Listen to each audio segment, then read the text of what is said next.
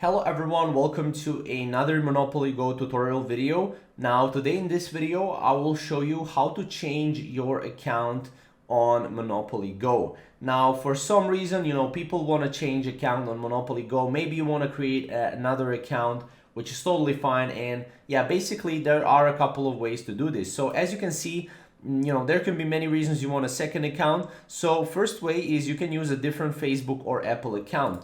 Or I think even Google account is applicable to Monopoly Go. I'm not sure, but I think you can go and you can allow to link your game progress to your Facebook or Apple account. So if you have one of these accounts, you can use them to create different Monopoly Go accounts. So to do this, you need to log out of your current account in the game settings and then log in with another Facebook or Apple account. It's that simple. You can also use a parallel app or clone app. So some Android devices have built-in feature that lets you create a parallel app or clone app of an existing app. However, this is for more tech-savvy people.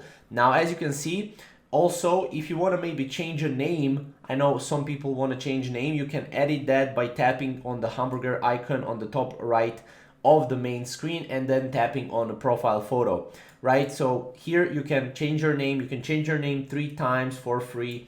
If you want to do that, you can do also that as well.